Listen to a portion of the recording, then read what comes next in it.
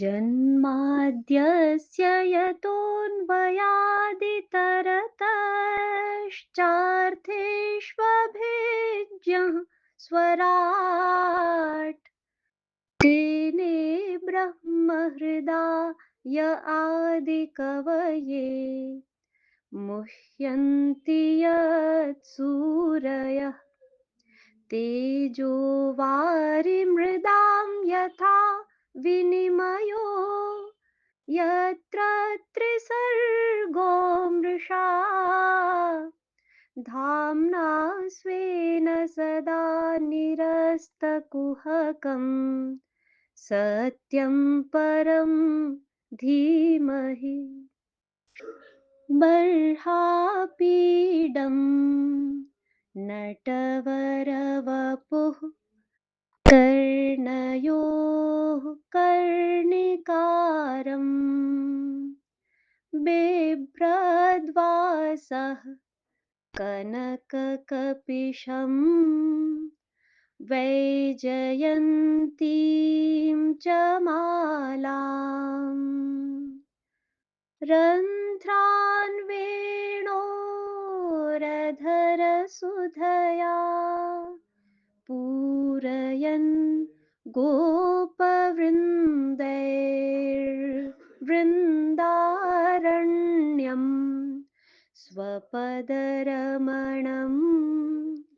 प्राविशद् गीतकीर्तिः अहो बकीयं स्तनकालकूटम् जिघांसया पाययदप्यसाध्वी लेभे गतिं धात्र्योचितां ततोऽन्यम् कं वा दयालुं शरणं व्रजेम। अध्याय 4 भारत की विज्ञान परंपरा पृष्ठ संख्या 141। विज्ञान परंपरा शब्द और अर्थ का समन्वित स्वरूप यह विज्ञान सारी सृष्टि के सार को अपने आप में समेटे हुए है। पर इतने वर्षों से साइंस के लिए विज्ञान का प्रयोग करते करते अब तो ऐसी स्थिति बन गई है कि जब हम विज्ञान शब्द का प्रयोग करते हैं ना, तो हमारे मन में साइंस की छवि ऐसे उभर आती है मानो दोनों का अर्थ एक ही हो। पर यहाँ केवल भाषांतर ही नहीं, भावांतर भी हो रहा है। यह बहुत ही विचारणीय विषय है कि जिस समय साइंस शब्द का जन्म ही नहीं हुआ था, उस समय भारत के वैज्ञानिक विज्ञान शब्द से जो अर्थ लेते थे वह अर्थ कितना अर्थपूर्ण रहा होगा कि उन वैज्ञानिकों ने सर्वाधिक महत्व देते हुए अपनी प्रत्येक रचना में इसे गौरवपूर्ण स्थान दिया है। उस समय हमारे पूर्वज जिस अनुभवी दृष्टि से इस विज्ञान की चर्चा करते थे, उसका क्षेत्र बहुत ही व्यापक और गंभीर था। वेद विज्ञान का अनुसरण करते हुए वे सारी सृष्टि के स्थूल सूक्ष्म कारण, प्रत्येक स्तर में कार्यरत एक ही शक्ति और इसके एक ही अधिष्ठान के समन्वित स्वरूप की विशिष्ट अनुभूति और केवल विशुद्ध चैतन्य के अपरोक्षानुभव दोनों को इस गरिमामय शब्द विज्ञान से परिभाषित करते थे। जैसे हमारा स्थूल देह, उसमें कार्यरत प्राण, उसे किसी न किसी भावपूर्वक संचालित करने वाला मन और मन को भी निर्देशित करने वाली निर्णयात्मिका शक्ति बुद्धि, वह जिसकी अनिवार्य उपस्थिति में ये सब कार्य करते हैं, वह सबका आधार चैतन्य। इन सबको मिलाकर ही हमारा मैं बनता है ना। ऐसे ही स्थूल सूक्ष्म कारण प्रकृति और उसके आधार चैतन्य को मिलाकर ही सृष्टि कहते हैं। सृष्टा से रहित सृष्टि नहीं होती।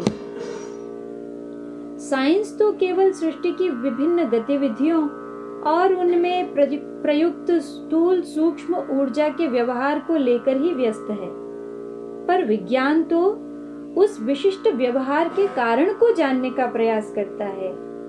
यानी जिस भावपूर्ण उद्देश्य को लेकर क्रियाएं की जा रही हैं, उस भाव, प्राकृत स्वभाव और उसके भी आधार पर बहुत बल देता है। आप स्वयं सोचिए ना, क्या किसी के अंतर्निहित भावों को समझे बिना केवल उसकी बाह्य क्रियाओं को देखकर ही उसे ठीक ठीक समझा जा सकता है? और महाकारण, सर्वाधिक महत्वपूर्ण तो चैतन्य ही है। चैतन्य के बिना न तो कोई क्रिया ही हो सकती है और न ही अनुभूति। अरे, जब मूल अस्तित्व बोध ही न रहे तो अन्य कुछ शेष रहेगा, इसकी तो कल्पना ही कैसे की जा सकती है ना? सृष्टि के प्रारंभ में ही ऋषियों ने अपनी चिन्मय अनुभूति से सृष्टि की रचना, स्थिति और प्रलय के रहस्यों को जान लिया था। मानव शरीर भी प्रकृति का ही एक अंग है। इसमें भी प्रकृति के ही सभी नियम कार्य करते हैं ना। अतः उन्होंने सृष्टि के साथ ही सृष्टि की सर्वश्रेष्ठ कलाकृति इस मानव शरीर के वैज्ञानिक स्वरूप को आत्मसात कर लिया था। भाई, अपने आप को जोड़े और जाने बिना तो सृष्टि के रहस्यों को नहीं जाना जा सकता। अतः सृष्टि को जानना और अपने प्राकृत स्वरूप को पहचानना एक ही बात है। चैतन्य तो शुद्ध अस्तित्व है। यह तो हम में, सृष्टि में जिनका भी अस्तित्व है, सब में ओतप्रोत है ही। चिन्मय सत्ता और चित्त शक्ति की इस सृष्टि लीला को देख देख कर वे ऋषि इतने अभिभूत हुए थे कि सत्ता और शक्ति को पृथक करने वाला मैं ही उनके चरणों में विलीन हो गया था। अतः अब तो वे उन्हीं की वंदना आराधना में तन्मय होकर तत्स्वरूप ही हो गए थे।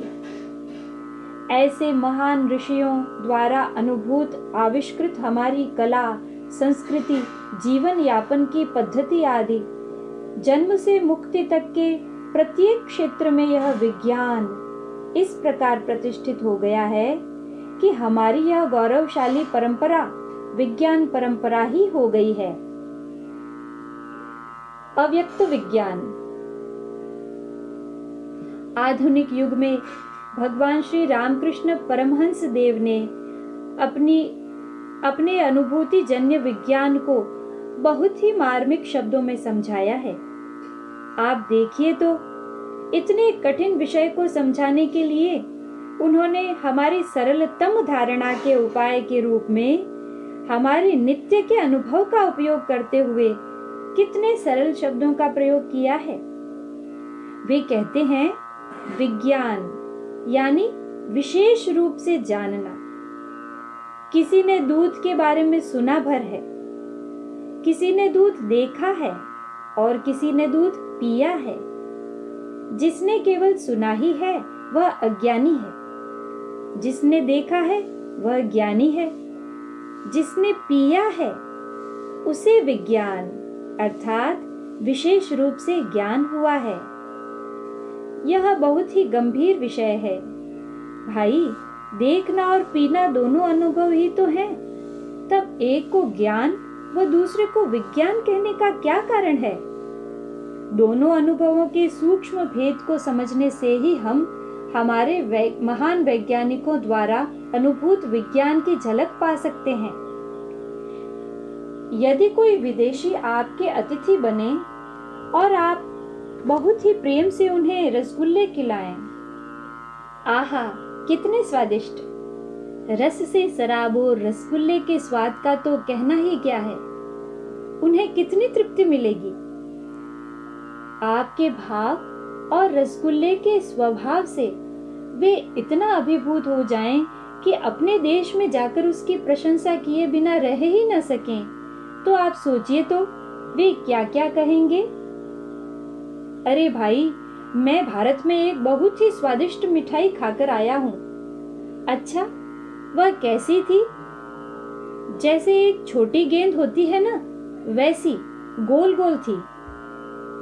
श्रोता तत्काल समझ जाएंगे, क्योंकि उन्होंने बहुत सारी गोल वस्तुएं पहले से ही देख रखी हैं। वह श्वेत रंग की थी। यह भी श्रोता सहजता से समझ जाएंगे, क्योंकि उन्होंने बहुत सारी श्वेत वस्तुओं को भी देख रखा है। वह दूध की बनी हुई थी। यह भी वे झट से समझ जाएंगे, क्योंकि वे दूध का तो उपयोग करते ही हैं। उसमें रस भरा हुआ था। इसको समझना भी कठिन नहीं होगा, क्योंकि शक्कर की चाशनी भी किसी न किसी रूप में सारे विश्व में उपयोग में आती ही है। अब उसका स्वाद कैसा था? मीठा। अरे मीठी तो सब मिठाइयां होती ही हैं, पर सब में अपना अपना अलग स्वाद भी तो होता है। अच्छा, आपने तो रसगुल्ला बहुत बार खाया है। आप ही बता दीजिए, रसगुल्ले का अपना स्वाद कैसा होता है? यहाँ आकर गाड़ी अटक जाएगी, है ना? अब रसगुल्ले के स्वाद को कैसे समझावें? श्री ठाकुर कहते थे, घी का स्वाद कैसा है? बस जैसा है वैसा है, ऐसा ही कुछ कहना पड़ेगा ना। प्रमाण। देखो भाई, यथार्थ ज्ञान के साधनों को प्रमाण कहते हैं। प्रमाकरणम प्रमाणम। जैसे ये नेत्र आदि ज्ञानेंद्रियां व मन बुद्धि यथार्थ ज्ञान के साधन हैं, अतः प्रमाण कहलाते हैं। इनके अतिरिक्त प्रकाश आदि भी गौण ही सही पर प्रमाण कहे जा सकते हैं। ऐसे ही हमारा पूर्व ज्ञान भी प्रमाण की कोटि में ही आता है। जैसे कोई व्यक्ति कहे कि अमुक वस्तु लाल रंग की है, तो हम तत्काल समझ जाएंगे। हमने जो पहले बहुत सारी लाल लाल वस्तुएं देखी है ना, यह पूर्व ज्ञान ही इस नवीन ज्ञान का साधन बन जाएगा, है ना? ऐसे ही रसगुल्ले के गोल, श्वेत आदि रूप गुणों को तो हमने अन्य प्रमाणों से प्रमाणित कर दिया। वह कैसा है यह हम समझ गए, पर यह स्वाद, स्वभाव किसी भी बाह्य प्रमाण से प्रमाणित नहीं किया जा सकता। अपना प्रमाण तो यह स्वयं ही है। जो अन्य प्रमाणों से प्रमाणित किया जा सकता है ना, केवल उसे ही इस मुख रूपी प्रमाण से बोलकर प्रमाणित किया जा सकता है। भाई, जब तत्व का निकटतम संकेत करने वाले सर्वश्रेष्ठ शब्द प्रमाण की यह स्थिति है, तो अन्य प्रमाणों की तो बात ही क्या करें।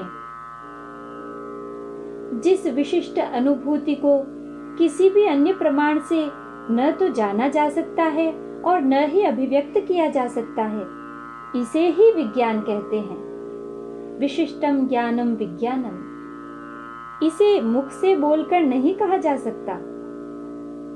कैसी विचित्र बात है। सारे रसगुल्ले में इसका यह स्वभाव व्याप्त है।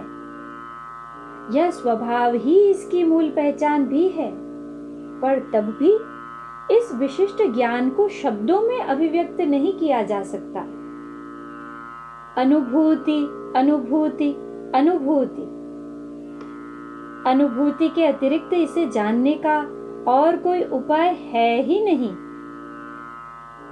अखंड अनुभूति। अभी आम की ऋतु है। आम तो फलों का राजा है। आप इसे पसंद भी करते होंगे और बड़े चाव से खाते ही होंगे। पर क्या आपने कभी सोचा है कि इसमें इतना स्वाद आता कहां से है?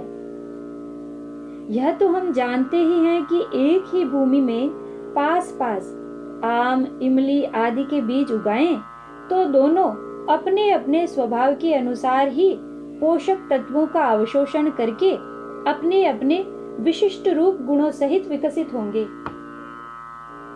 आचार्य कहते हैं कि आम के बीज में आम्रत्व है। यह आम्रत्व ही इस वृक्ष का कारक है, अर्थात इस बीज में इसके मूल, तना, पत्ते, पुष्प, फल आदि सभी अंगों सहित पूरा का पूरा वृक्ष समाया है। पर यह व्यक्ताव्यक्त है। यह स्वभाव बहुत थोड़ा सा ही पत्ते, पुष्प, फल आदि गुणों के रूप में व्यक्त होता है, पर शेष तो अव्यक्त ही रहता है। अतः हम समझ सकते हैं कि इस सृष्टि की प्रत्येक इकाई का मूल स्वभाव ही पूरी इकाई के अंग उपांगों के रूप में, हाँ, स्वाद के रूप में भी यही स्वभाव बहुत थोड़ा सा अभिव्यक्त होता है, पर मूल तो सदैव अव्यक्त ही रहता है। हमारी स्थूल में अवस्थिति के समय सूक्ष्म, सूक्ष्म में अवस्थिति के समय कारण और कारण में अवस्थिति के समय महाकारण अथवा महामूल तो हमारे लिए अव्यक्त ही रहता है। हम ऐसा भी कह सकते हैं कि स्थूल का कारण सूक्ष्म, इस सूक्ष्म का भी उपादान कारण, कारण जगत, और कारण का भी कारण महाकारण है। सारी सृष्टि में यह व्यक्ताव्यक्त का खेल चल रहा है।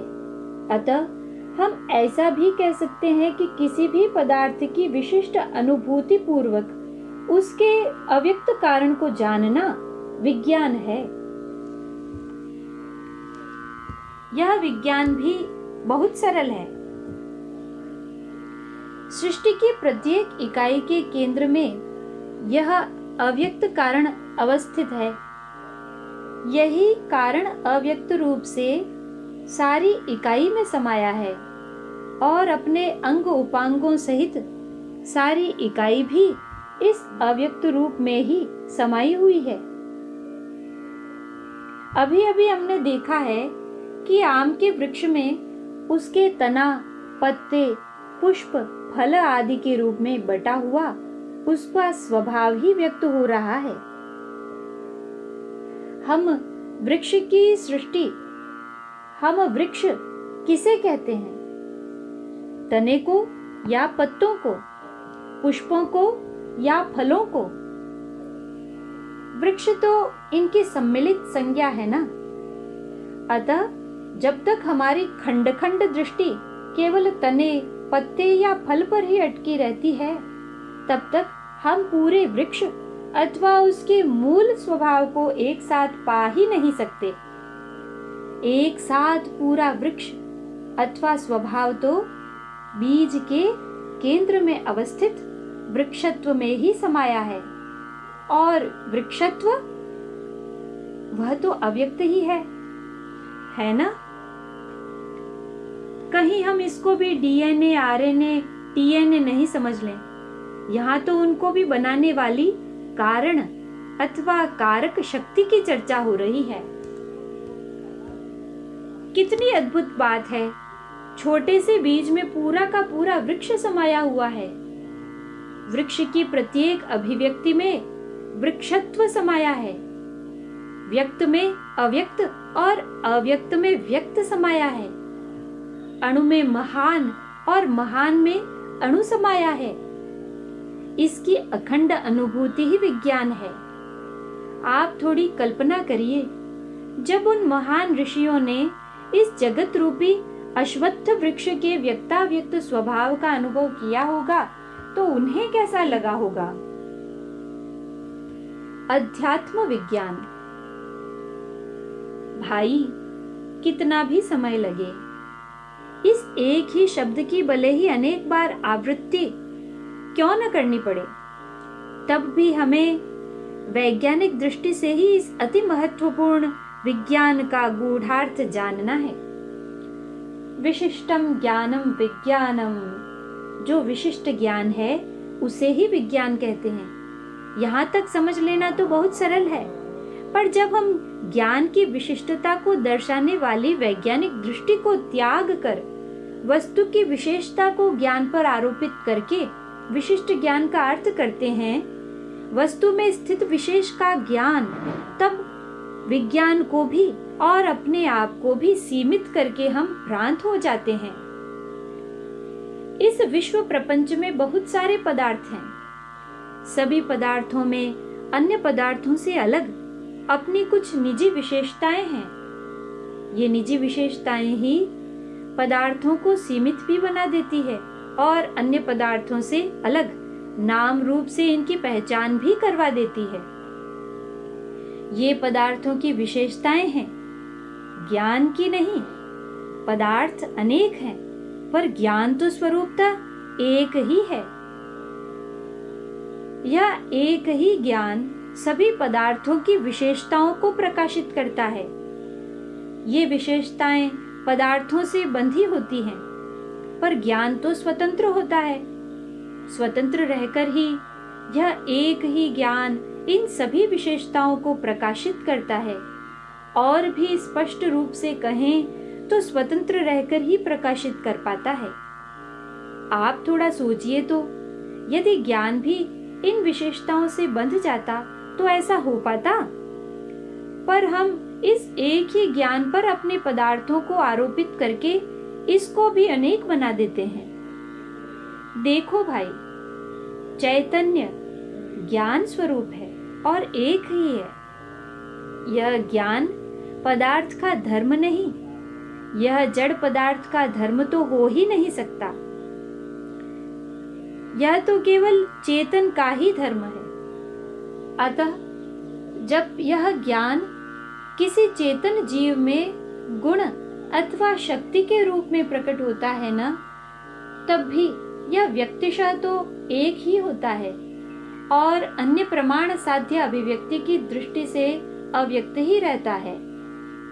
पर या अपर किसी भी स्थिति में इस अव्यक्त विज्ञान के अर्थ में परिवर्तन नहीं होता।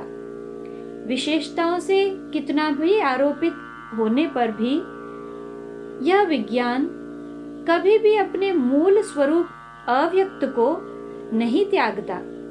अभिव्यक्ति की दृष्टि से तो अव्यक्त ही रहता है। इस एक अर्थ को प्रमुखता देने के कारण ही विशिष्टम ज्ञानम विज्ञानम कहते हैं, विविधम ज्ञानम विज्ञानम नहीं कहते। अब तो हम भली भांति समझ सकते हैं कि ज्ञान की विशिष्टता को अनेक रूपों में प्रमाणित हो सकने वाले पदार्थों के बाह्य गुणों को नहीं, वस्तु में अव्यक्त रूप से अवस्थित इनके एक ही कारक तत्व अर्थात आधार की यथार्थ अनुभूति ही है। इसको लक्ष्य करके ही महाप्राज्ञ आचार्य शंकर ने इस विज्ञान का बहुत ही सरल, सटीक और सुंदर अर्थ किया है। वे तो तत्ववेत्ता है ना, इस कारण उनकी दृष्टि तो तत्व पर ही रहती है। अतः वे ज्ञान का अर्थ परोक्ष ज्ञान और विज्ञान का अर्थ अपरोक्ष अनुभूति करते हैं।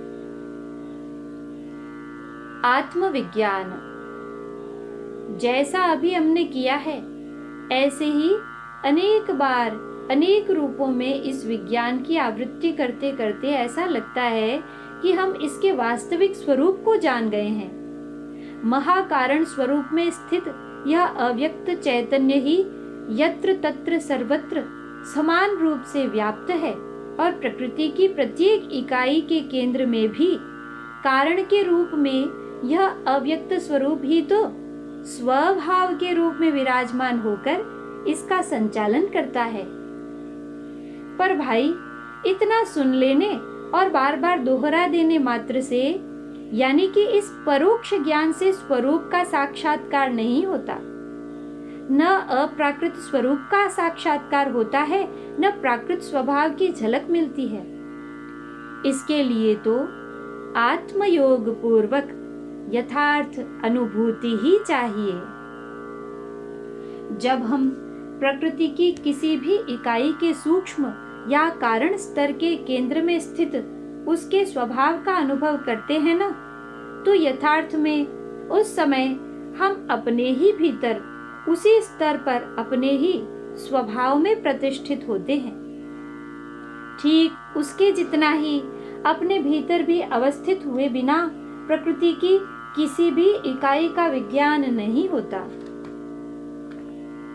अतः अपने ही सूक्ष्म कारण शरीर की अनुभूति हो अथवा प्रकृति की किसी भी इकाई का इसी स्तर का विज्ञान, दोनों ही रूपों में हम अपने ही स्वभाव में प्रतिष्ठित होते हैं। इस स्वभाव रूपी सोपान पर क्रमशः आरोहण करते हुए ही आत्म परमात्म स्वरूप की अनुभूति का विज्ञान पथ प्रशस्त होता है। इसे ही अध्यात्म विज्ञान कहते हैं। कारण तक ही अनुभूति के लिए तो करण नितांत अपेक्षित हैं, किंतु आगे स्वरूपानुभूति के लिए न तो किसी करण की आवश्यकता है और न ही कोई करण शेष रहता है। पूर्णतः निरपेक्ष अव्यक्त स्वरूप। श्री ठाकुर रामकृष्ण परमहंस देव दूध पीने जैसे सरल उदाहरण से इस आत्म स्वरूप की उपलब्धि के विज्ञान को समझाते हुए आगे कहते हैं कि दूध पीने से ही पुष्टि तुष्टि मिलती है, यानी पुष्टि के साथ रस भी, तृप्ति भी मिलती है। जब हम अध्यात्म विज्ञान की साधना में क्रमशः स्वभाव सोपान पर आरोहण करते हैं ना, उस रस से निरंतर पुष्ट और सकारात्मक परिणाम को प्राप्त होकर वैसे वैसे ही होते चले जाते हैं। और इसकी पूर्णता पर तो आप जानते ही हैं, ब्रह्मविद ब्रह्मैव भवति, रस स्वरूप ब्रह्म ही हो जाते हैं, पूर्ण हो जाते हैं। तत्व विज्ञान। हमारा यह कितना बड़ा सौभाग्य है कि इस सृष्टि की प्रत्येक इकाई में स्थित इस स्वभाव सोपान के क्रम को, इस नित नूतन चिर पुरातन विज्ञान को तो हमें घुट्टी में पिलाया जाता है। ऐसा कौन है जिसने बाल्यकाल में ही कवि कुलभूषण गोस्वामी तुलसीदास जी द्वारा रचित निम्न पंक्तियां या इसी के समानार्थक किसी अन्य महापुरुष द्वारा रचित भावपूर्ण दोहे पदावली न सुनी हो? क्षितिजल पावक गगन समीरा, पंचरचित अति अधम शरीरा।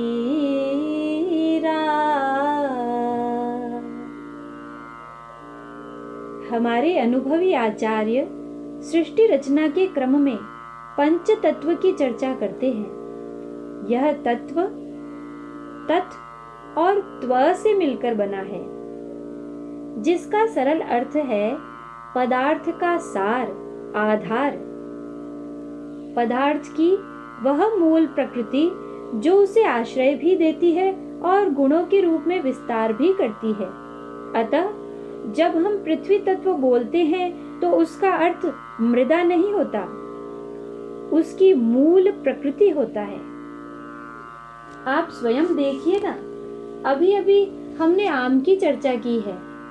आम के बीज ने पोषक तत्वों में परिणत मृदा को अपने अंदर भरा और यह मृदा ही परिणाम को प्राप्त होती हुई अंकुर बनी, तना बनी, डालियां बनी, पत्ते बनी, पुष्प बनी, फल बनी और उनको हमने खाया तो रस बनी, रक्त बनी, यानी सप्त धातुओं में परिणत होती हुई हमारा यह शरीर बनी और एक दिन पुनः इसे मृदा ही तो बनना है ना? जिसका और जिसके कारण इतना रूपांतरण संभव हुआ, उस मूल कारक शक्ति को ही पृथ्वी तत्व कहते हैं। वह मृदा के रूप में तो व्यक्त है, पर अपनी कारक शक्ति के रूप में तो सदा अव्यक्त ही रहती है। उस अव्यक्त की अनुभूति ही विशिष्ट ज्ञान कहलाती है। इतना तो हम जानते ही हैं कि यह अव्यक्त स्वभाव वाला पृथ्वी तत्व आधार और अपने गुण के रूप में सारी पृथ्वी में समान रूप से व्याप्त है और यह स्वभाव ही इसकी मूल पहचान भी है। इसके साथ ही यह अव्यय भी है, और हाँ, अविकारी भी तो है। युगों युगों से यह पृथ्वी तत्व परिणाम को निरंतर रूपांतरण को प्राप्त हो रहा है, पर व्यय ही नहीं होता। यह तो जैसा और जितना पहले था वैसा और उतना ही अब भी है, और जब तक सृष्टि है तब तक ऐसा ही रहने वाला भी है। गुणों के रूप में तो विकार को प्राप्त होते रहने पर भी मूल तत्व के रूप में तो यह अविकृत ही बना रहता है। हम भी बेचारे इस पृथ्वी को निरंतर विकृत करने में लगे हुए हैं, पर हमारा यह विकार तत्व तक नहीं पहुंच पाता, वह तो अविकारी ही बना रहता है। आप थोड़ी कल्पना करिए तो, यदि सारी पृथ्वी में समान रूप से रहने वाला यह आधार रूप पृथ्वी तत्व स्वयं व्यय और विकारग्रस्त होने लग जाता तो क्या होता? यह तत्व भाव रूप शुद्ध भाव रूप है ना, इसलिए सृष्टि रहने तक अव्यय भी है और अविकारी भी। जब यह भाव शुद्ध ही रहता है तब अनुभवी के लिए प्रत्यक्ष रहता है, अतः तब तक अपना प्रमाण यह स्वयं ही होता है। भाई, प्रत्यक्षे किम प्रमाणम? जब तत्व स्वयं प्रत्यक्ष है तब यह है, यह सिद्ध करने के लिए अन्य प्रमाणों की आवश्यकता ही क्या है? जब तक यह शुद्ध भाव रूपी तत्व परिणाम को प्राप्त होकर मिश्रित और मिश्रण के कारण परोक्ष नहीं हो जाता ना, तब तक अन्य प्रमाणों से इसे प्रमाणित नहीं किया जा सकता, और उस समय इनकी आवश्यकता भी नहीं होती। पर जब यह पृथ्वी तत्व परिणाम को प्राप्त होने लगता है ना, तब इसका पहला परिणाम यही होता है कि इसकी यह शुद्ध भाव संवेदना इस परिणाम रूपी आवरण से ढक जाती है, अतः अब तो प्रत्यक्ष नहीं रहता, परोक्ष हो जाता है। भाई, जब तत्व प्रत्यक्ष नहीं होता तभी तो वह है, यह सिद्ध करने के लिए अन्य प्रमाणों की आवश्यकता पड़ती है। किंतु ये सारे प्रमाण मिलकर भी उस मूल तत्व की उपस्थिति की ओर तथ्यपूर्ण संकेत ही करते हैं। वह तत्व स्वयं तो तब भी इन प्रमाणों से परोक्ष ही रहता है। इस कारण तत्व ज्ञानी आचार्य शंकर इस प्रमाण जनित ज्ञान को परोक्ष ज्ञान और अपरोक्ष अनुभूति को ही विज्ञान कहते हैं। पंच तत्व, जैसे अभी हमने पृथ्वी तत्व की चर्चा की है ना, ऐसे ही तात्विक गुणों की दृष्टि से समान होने पर भी अपनी अलग अलग पहचान वाली भाव संवेदनाओं को धारण किए हुए 4 और तत्व, यानी कि कुल मिलाकर 5 तत्व ही ऐसे हैं जो कारण जगत से परिणाम को प्राप्त होते हुए ही स्थूल रूप में प्रकट होते हैं। यह तो अब हम जान ही गए हैं कि आकाश, वायु, अग्नि, जल और पृथ्वी स्थूल रूप में परिणाम को प्राप्त होने वाले ये पांचों तत्व अपने मूल कारण स्तर में तो शुद्ध भाव संवेदना के रूप में ही विद्यमान है। और यह बड़े ही आश्चर्य का विषय है कि स्थूल रूप में प्रकट होने के पश्चात भी हमें अपने करणों पंच ज्ञानेंद्रियों से इनका अनुभव तो सूक्ष्म भाव संवेदनाओं के रूप में ही होता है।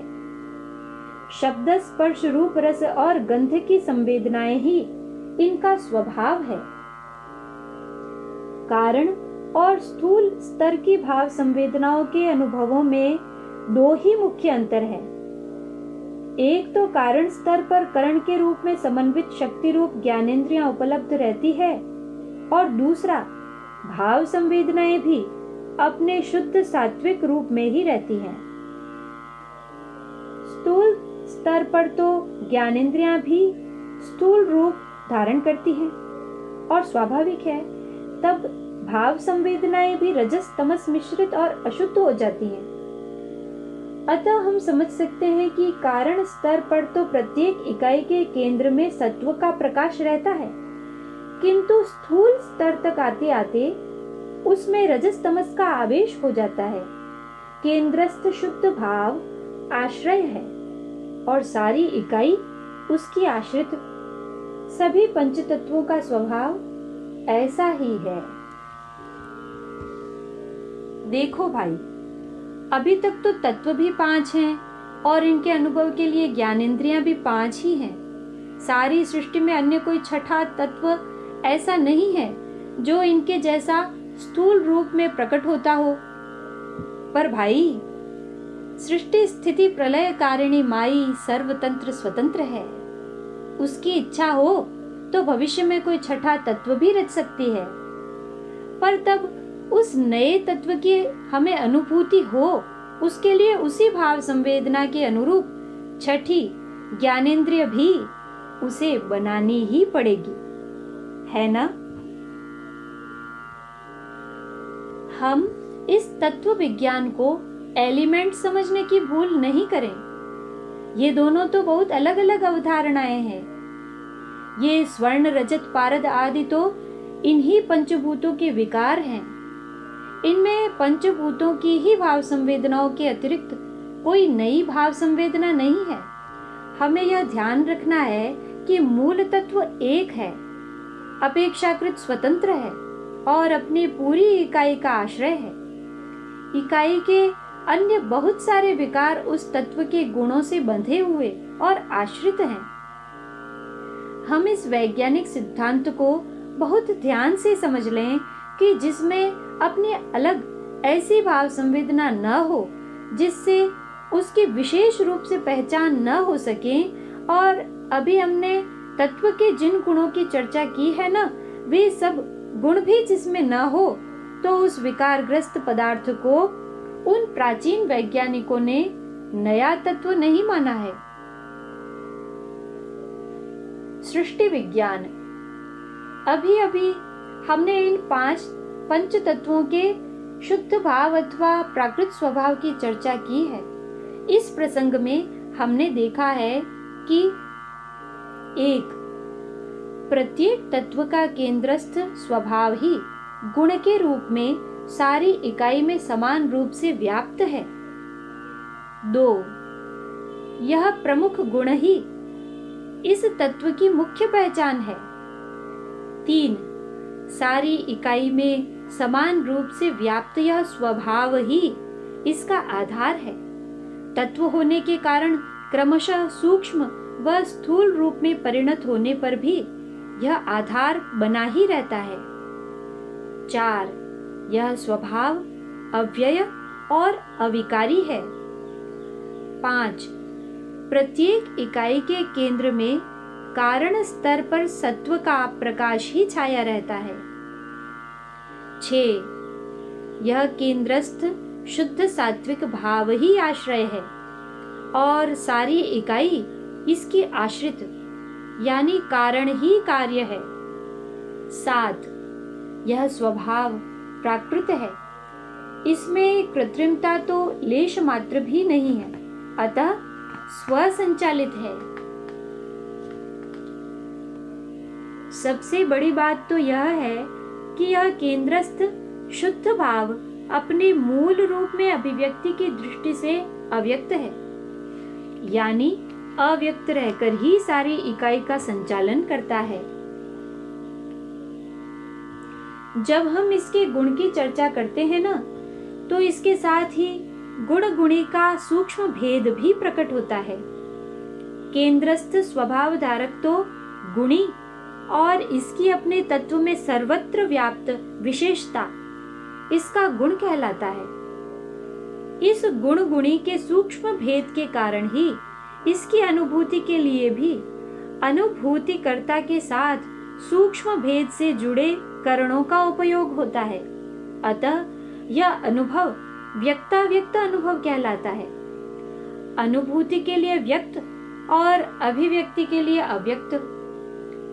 किसी भी तत्व के विशेष गुण की चर्चा करते ही उस विशेष गुण तक ही सिमटी उसकी सीमा रेखा भी बन जाती है और अन्य विशेष गुणों वाले तत्वों से उसका भेद भी प्रकट होता है। स्वरूप और स्वभाव, हम बार बार स्वरूप और स्वभाव की चर्चा कर रहे हैं, इनमें से स्व का अर्थ तो हम जानते ही हैं। शेष रहे भाव शब्द का मूल भू धातु तो इतना प्रसिद्ध है कि व्याकरणाचार्य भूवादयो धातवः कहकर धातुओं से हमारा प्रथम परिचय का श्री गणेश इसी से करते हैं। स्वाभाविक है, पहले तो अस्तित्व है, इसकी ही बात करनी चाहिए। यह किस रूप में प्रकट हुआ है, यह तो इसके बाद की बात है ना? अतः भाव शब्द का सरल अर्थ हुआ जो पहले नहीं था पर अब हुआ है। यह स्वभाव भी मूलतः तो एक ही है, पर सृष्टि रचना के क्रम में परिणाम को प्राप्त होते हुए अनेक रूपों में प्रकट हुआ है और अपनी इस सीमा रेखा में किसी अन्य भाव का मिश्रण या आरोपण भी अभी इस पर नहीं है। इसी कारण स्वभाव कहलाता है। आप देखिए ना, स्वरूप और स्वभाव में केवल भाव का ही तो अंतर आया है और हुआ है में जितना अंतर आया है ना, बस उतना ही। अतः है मूल अस्तित्व तो हुआ है में मिला हुआ ही है ना? इस भाव के अंतर के कारण ही तो इसकी अनुभूति के लिए करण की अपेक्षा है और इसी कारण इसे व्यक्ताव्यक्त कहते हैं। अन्यथा तो स्वरूप से संस्कारित यह स्वभाव भी अव्यक्त ही है। स्वरूप और स्वभाव में समता और विरोधाभास दोनों ही अद्भुत हैं।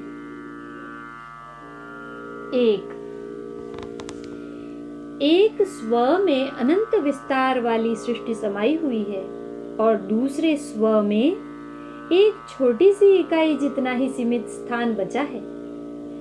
2.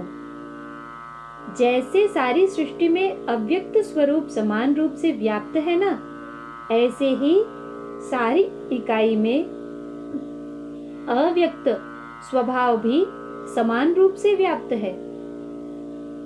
3. करण रहित अनुभूति और अभिव्यक्ति दोनों दृष्टियों से स्वरूप अव्यक्त ही रहता है, पर स्वभाव तो समन्वित शक्ति रूप करण द्वारा अनुभूति की दृष्टि से व्यक्त और अभिव्यक्ति की दृष्टि से अव्यक्त ही रहता है। 4. स्वरूप तो अस्तित्व रूपी मूल पहचान के रूप में सर्वत्र व्याप्त है और स्वभाव विशेष गुण रूपी पहचान के रूप में केवल अपनी इकाई में व्याप्त है। 5. स्वरूप तो देश काल से अबाधित पूर्ण अव्यय अविकारी और अविनाशी है, पर स्वभाव सृष्टि रहने तक ही अव्यय और अविकारी है। जब सृष्टि के विलीन होने का समय आता है तो यह स्वभाव पूर्ण अव्यय अविकारी और अविनाशी स्वरूप में समा जाता है। 6. स्वरूप सत है, स्वभाव में सत का भाव सत्व है। 7. स्वरूप सारी सृष्टि का आश्रय है और स्वभाव अपनी इकाई का तो आश्रय है पर स्वरूप के आश्रित है। 8. स्वरूप अप्राकृत है, स्वभाव प्राकृत है। 9. स्वरूप अचल अटल सदा एक रस है, यानी जैसा है सदा वैसा ही रहता है, कभी भी परिणाम को प्राप्त नहीं होता। पर स्वभाव तो अपनी इकाई के मूल आश्रय के रूप में सदा स्थिर रहते हुए भी निरंतर परिणाम को प्राप्त होता रहता है। 10. चैतन्य स्वरूप तो कारण का भी कारण महाकारण है, पर स्वभाव कारण जगत का धर्म है। हमने स्वरूप के संबंध में जो कुछ कहा है वे इसके लक्षण हैं, गुण नहीं। स्वरूपतः एक ही परम तत्व को समझने आत्मसात करने के लिए इस भाषा का प्रयोग किया गया है, पर स्वभाव के विषय में जो जो कहा गया है ना, वे सब इसके गुण हैं। हम बहुत ध्यान से देखेंगे तो पाएंगे कि स्वरूप के ये लक्षण ही गुणों के रूप में, स्वभाव में और प्रकारांतर से सारी सृष्टि की प्रत्येक इकाई में व्याप्त है। स्वरूप और प्राकृत स्वभाव में कितना साम्य है रे भाई।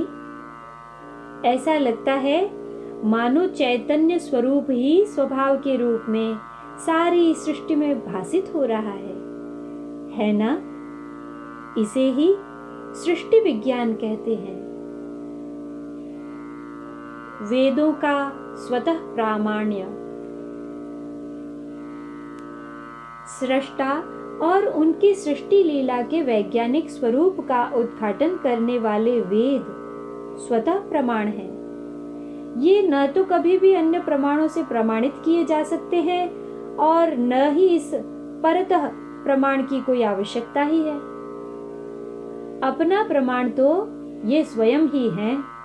यह समझना अब हमारे लिए बहुत ही सरल हो गया है ना? उपवेद, अव्यक्त से पंचभूतात्मक सृष्टि का अनेकानेक रूपों अथवा विकारों में व्यक्त होना और समय होने पर क्रमशः अपने मूल कारण अथवा अव्यक्त स्वभाव स्वरूप में पुनः लीन हो जाना, यह एक चक्र है जो इस मायिक सृष्टि में निरंतर चलता रहता है।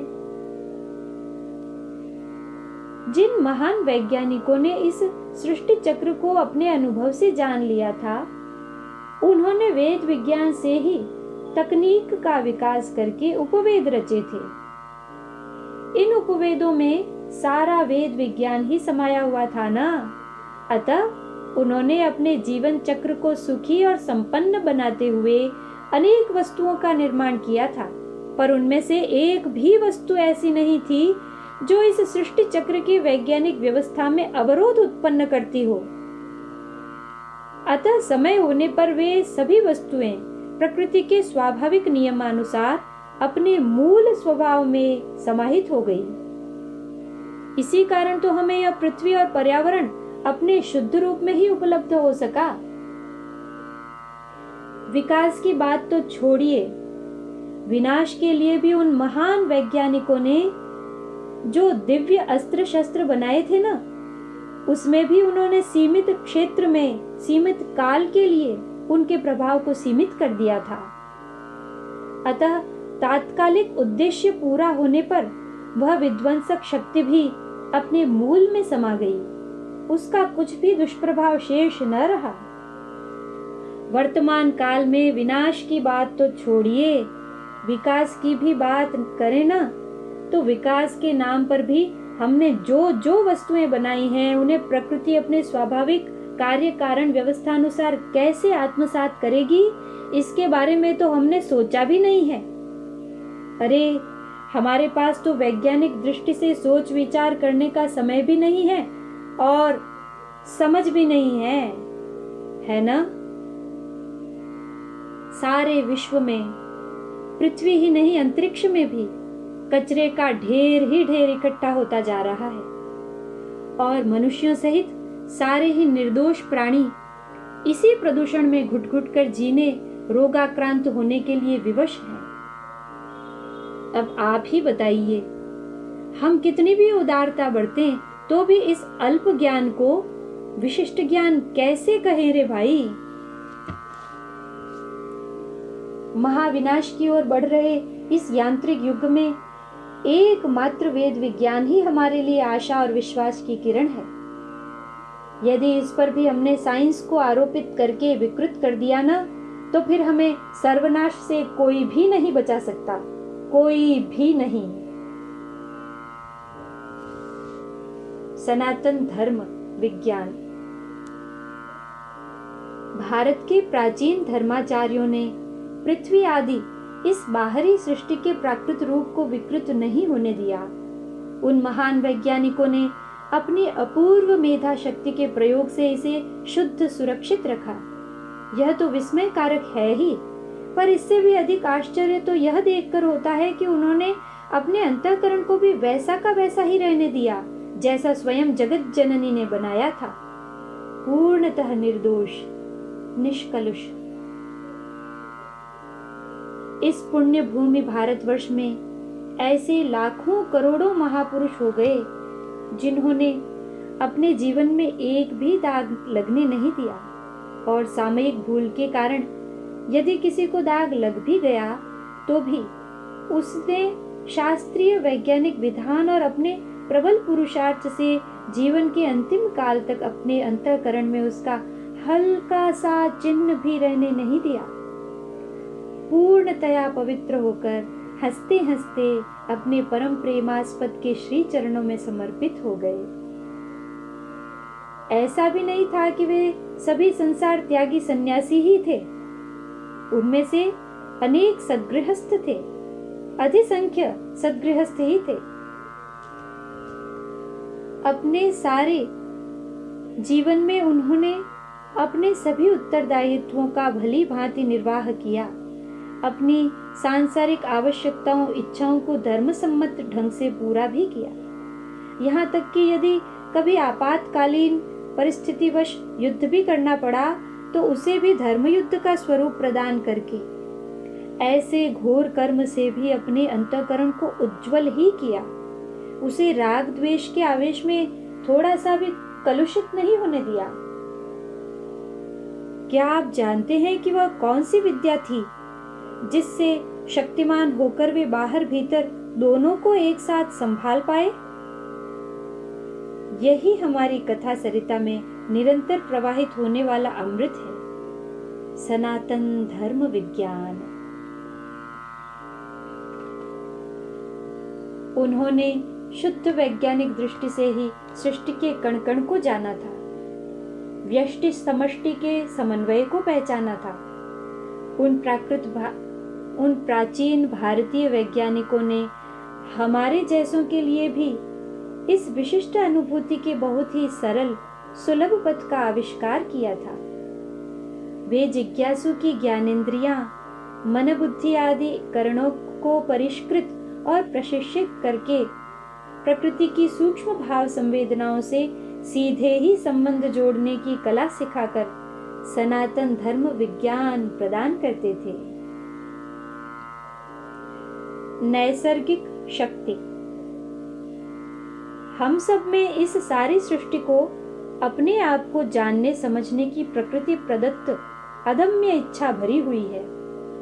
यह बहुत ही अच्छी बात है और यह भी हमारे चेतन होने का एक प्रमाण है। पर केवल इच्छा होने से ही काम नहीं बनता ना, इसके साथ शक्ति का भी योग चाहिए। इच्छा भी हो और उसे पूरा करने की शक्ति भी हो, तभी न किसी भी काम में सफलता मिलती है। वर्तमान में ज्ञान के साधन के रूप में हमारे पास 5 स्थूल ज्ञानेंद्रियां हैं भी, पर अभी हमारी इन स्थूल गोलकों वाले ज्ञानेंद्रियों में इतनी शक्ति नहीं है जो सृष्टि के रहस्यों का कुशलता पूर्वक भेदन कर सके। अतः इनकी इस अल्प शक्ति को जानकर ही हमने अनेक यंत्र बनाए हैं। हम बहुत ही उत्साह, कठोर परिश्रम और अत्यधिक धन व्यय करके इन यंत्रों का उत्तरोत्तर अधिकाधिक परिष्कार पूर्वक नित्य नूतन आविष्कार करते करते स्थूल से अपेक्षाकृत सूक्ष्म में झांकने भी लगे हैं। यह बहुत ही अच्छी बात है, पर यंत्रों द्वारा प्राप्त होने वाली सारी सूचनाओं को ग्रहण करने वाला कौन है रे भाई? यही मन बुद्धि है ना। जब तक इनका ही परिष्कार नहीं होगा तब तक ये इन सूचनाओं को सकारात्मक रूप से आत्मसात कैसे कर सकेंगी? यह कितने आश्चर्य की बात है कि हम इन कृत्रिम उपकरणों का तो परिष्कार कर रहे हैं, पर इनकी सूचनाओं के आधार पर अंतिम निष्कर्ष निकालने वाले करणों के परिष्कार पूर्वक शक्ति बढ़ाने के बारे में तो सोच ही नहीं रहे हैं। प्रकृति से विकृति तक भाई, उपकरणों पर अत्यधिक निर्भरता करणों की स्वाभाविक शक्ति को कुंठित कर देती है। स्थिति इतनी भयावह है कि संगणक के प्रयोग से हमारी गणना शक्ति घटने से लेकर वर्तमान में कृत्रिम बुद्धिमत्ता तक आते आते हमारी नैसर्गिक शक्ति का इतना अधिक पतन हो गया है कि इस पतन की मात्रा की गणना करने में भी हम असमर्थ हो गए हैं। गणना के लिए भी तो हमें संगणक ही चाहिए, पर इस गणना में तो वह भी असमर्थ है। जो स्वयं अचेतन है वह आत्म चेतना के आंतरिक पतन का, जीवन मूल्यों के क्षरण का मूल्यांकन कैसे करेगा? हाँ, यंत्रों पर इस निर्भरता के कारण केवल बौद्धिक क्षमता पर ही नहीं, हमारी नैसर्गिक भाव संवेदनाओं पर भी इसका इतना गंभीर प्रभाव पड़ा है कि जिससे हम अलग रह ही नहीं सकते, उस निसर्ग से भी भावनात्मक रूप से जुड़ने में असमर्थ होते जा रहे हैं। आप स्मरण करिए तो श्री जगदीश चंद्र बसु ने पेड़ पौधों में भी जीवन होता है, इनमें भी अन्य प्राणियों की भांति भाव संवेदनाएं होती हैं, यह सब यंत्रों के माध्यम से सिद्ध कर दिखाया था। अब उस बात को कितने वर्ष हो गए? पहले जब हम भावनात्मक रूप से निसर्ग से जुड़े हुए थे तब भारत में कितने पेड़ थे और अब कितने बचे हैं? भाई, निर्जीव यंत्रों की बाधा तो बीच में आई ही, साथ ही हमारे परंपरागत संस्कार भी नष्ट भ्रष्ट होने लगे। अतः पेड़ों के निर्मल स्वभाव से हमारी भाव संवेदनाएं तो जुड़ ही नहीं पाई, तब उनसे अंतर्मन कैसे मिलता, अपनापन कैसे पनपता? इस भावनात्मक असमर्थता के कारण ही अन्य मानवीय संबंधों की बात तो दूर रही, पर जिनसे हमारा पारिवारिक आत्मीयतापूर्ण संबंध था ना, अब तो उनसे भी हम सात्विक जुड़ाव का अनुभव नहीं कर पाते। निर्मल भाव संवेदनाएं ही संबंधों की आधारशिला है। निर्मल भाव संवेदनाएं ही संबंधों की आधारशिला है।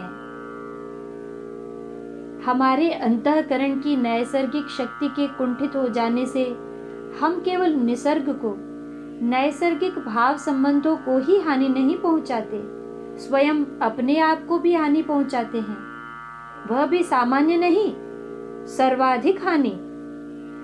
निसर्ग और नैसर्गिक संबंधों में विकृति का प्रभाव तो हम पर पड़ता ही है, यह तो है ही, पर हम अपने आप को भी विकृत करने लग जाते हैं। अतः सब ओर से आप तो जानते ही हैं, जो चिकित्सक सिगरेट पीने से होने वाली हानि पर एक पुस्तक लिखने की योग्यता रखता है ना, सिगरेट पीने की लत लगने पर उस विशेषज्ञ के लिए भी उसे छोड़ना कठिन हो जाता है। इसका क्या कारण है कि मन को निर्देशित व नियंत्रित करने वाली वह शक्ति, जिसकी सहायता के बिना मन कुछ भी करने में समर्थ नहीं है, ऐसी निश्चयात्मिका शक्ति भी मन के आगे ही स्वयं शक्तिहीन जैसी हो गई। यह कितनी विचित्र बात है। जब हमारा मन सुख पाने के लालच में आत्मगौरव व गरिमा को भूलकर भी अधार्मिक, अव्यावहारिक, अनैतिक अथवा एक शब्द में कहना चाहें तो अवैज्ञानिक उपायों से इन ज्ञानेंद्रियों, कर्मेंद्रियों की प्रकृति प्रदत्त शक्ति का दुरुपयोग करने लग जाता है ना, तब इस कुटिल अभ्यास के कारण कभी कभी मन में ही इन संस्कारों के वश स्वतः अनेक अनैतिक विचार उत्पन्न होते हैं। इनका वेग इतना प्रबल होता है कि अपनी लाभ हानि का तो उस समय स्मरण ही नहीं होता, और कभी कभी तो इच्छा न होने पर भी ये आविष्ट व अभ्यस्त प्रबल ज्ञानेंद्रियां मन को बलपूर्वक विषयों की ओर खींचने लगती हैं, और मन भी विवश होकर खिंचता चला जाता है। ऐसे ही मन के प्रभाव से बुद्धि भी अवश हो जाती है। भाई, जो हमारे आश्रित हैं, हम उनका ही आश्रय लेने लग जाएं, तब ऐसी ही दुर्दशा होगी ना। निसर्ग को, नैसर्गिक भाव संबंधों को और अपने ही नैसर्गिक स्वभाव को अपने ही दुष्कर्मों से आघात पर आघात पहुंचाते रहने से लौकिक दृष्टि से तो हमारी संसार यात्रा में अवरोध आता ही है, पर आध्यात्मिक दृष्टि से तो हम शून्य पर ही होते हैं। हमारी अंतर यात्रा तो प्रारंभ ही नहीं होती रे भाई। जिसके लिए यह अति दुर्लभ मनुष्य शरीर मिला था, वह उद्देश्य तो पूरा का पूरा नष्ट हो जाता है। हम स्वार्थ और परमार्थ दोनों से हाथ धो बैठते हैं और इन नैसर्गिक करणों के परिष्कार पूर्वक परमात्मा के स्वर्गीय साम्राज्य की ओर कदम बढ़ जाए ना, तो ये स्वार्थ और परमार्थ दोनों तो अनायास ही हमारे अपने हो जाते हैं। कारण करण संबंध, यह तो हम जानते ही हैं कि किसी के भावों को जाने समझे बिना केवल उसके बाहरी कार्यों को देखकर ही उसका उचित मूल्यांकन नहीं किया जा सकता। यह भाव ही तो हमारे सभी कर्मों में प्रमुख भूमिका निभाते हैं। पर भाव भीतर होता है और क्रिया तो बाहर होती है। अतः बहिर्मुखी ज्ञानेंद्रियां इन बाह्य क्रियाओं के अनुभव को तो भीतर पहुंचा देती है, पर उनके भीतर छुपे भावों तक तो उनकी पहुंच ही नहीं होती। इसके लिए तो मन ही एकमात्र साधन है।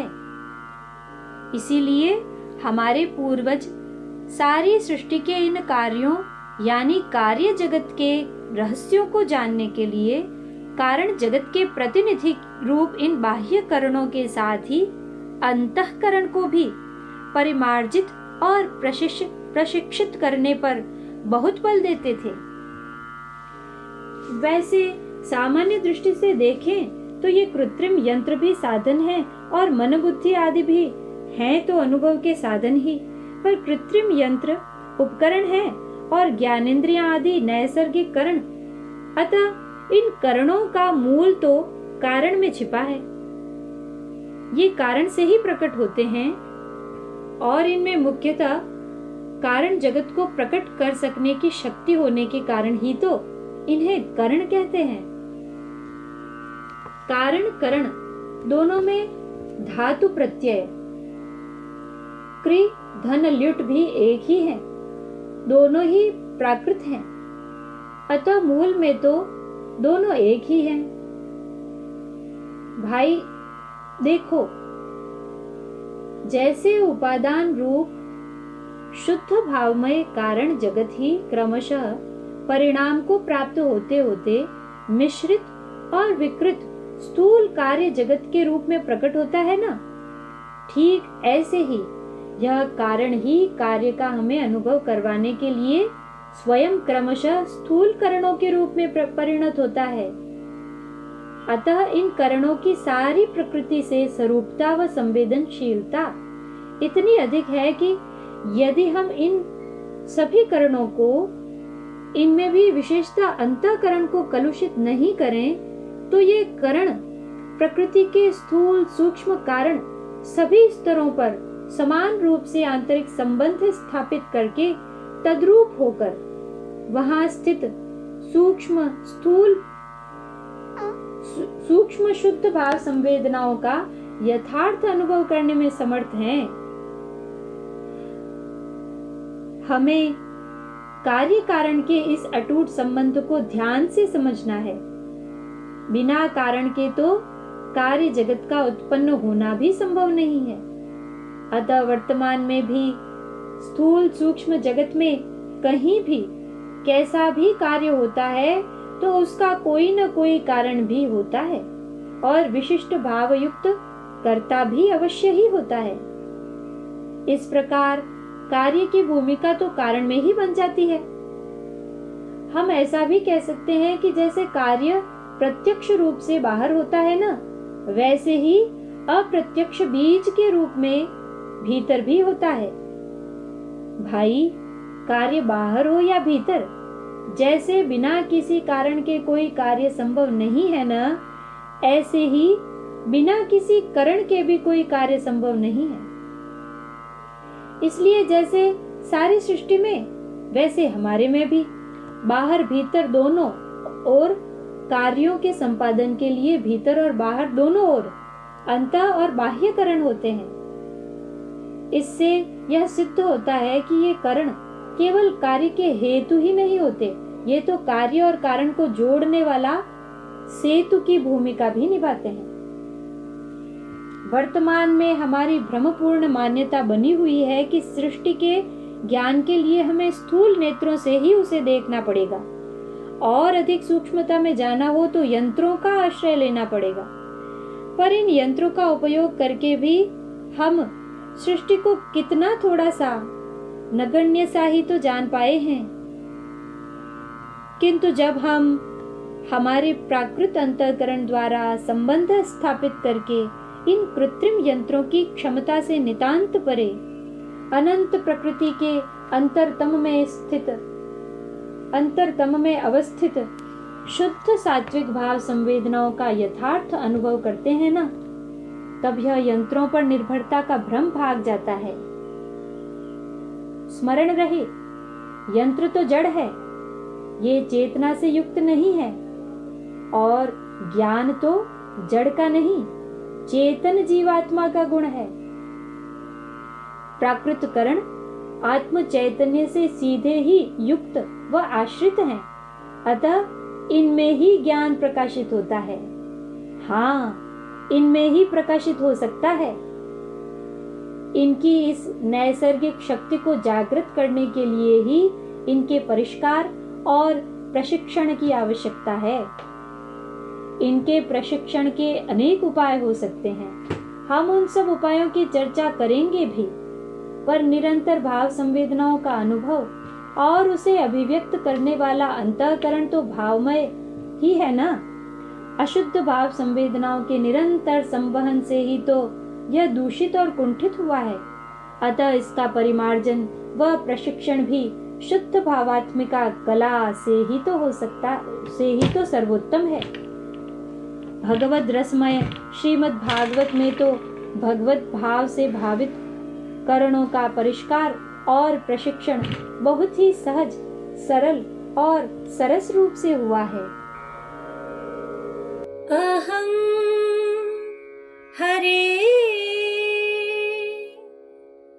तव पादैकमूला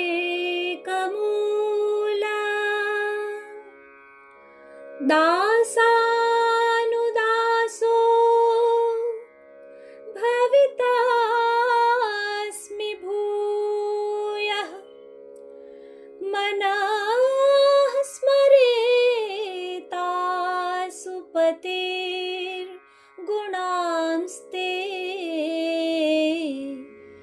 गृणीतवा कर्म करोतु कायः न नाकपृष्ठं न च पारमेष्ठ्यं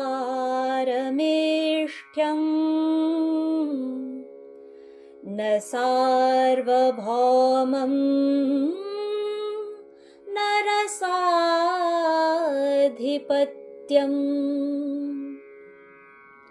न योगसिद्धिरपुनर्भवं वा समञ्जसत्वा विरहयकाङ्क्षे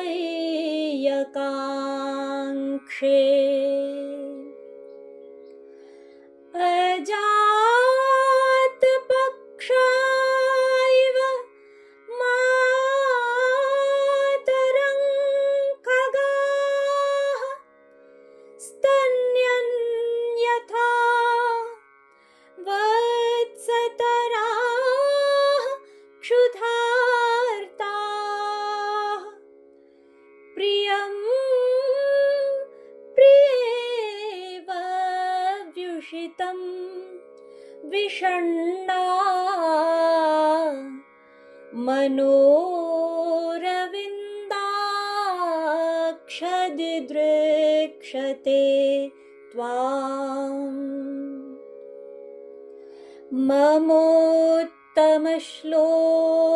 ममोत्तमश्लोकजनेषु सख्यं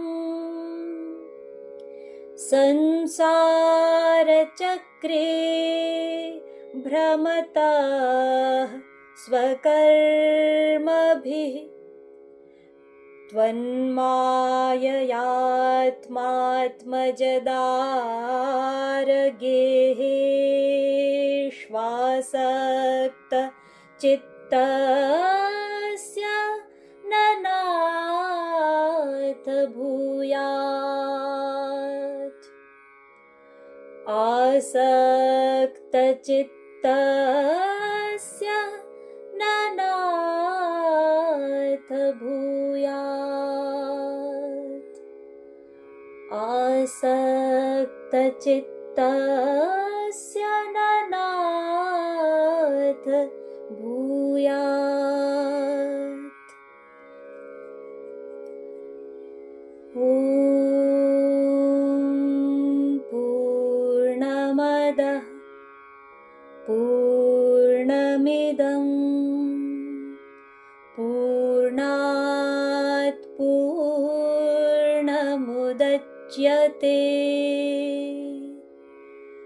पूर्णस्य पूर्णमादाय पूर्णमेवावशिष्यते।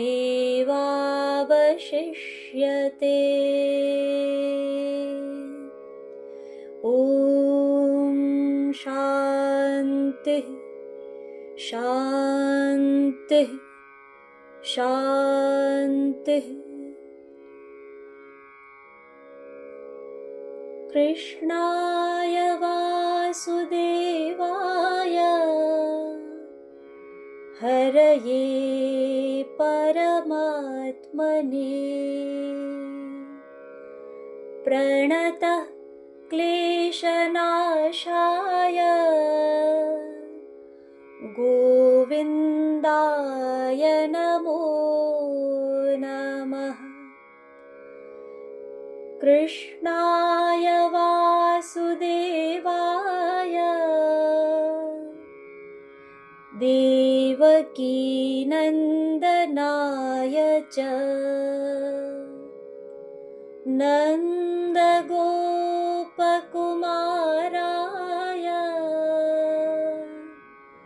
गोविन्दाय नमो नमः। गोविन्दाय नमो नमः।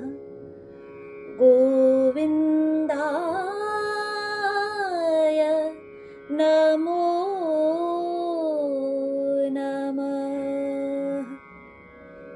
श्रीकृष्णार्पणमस्तु।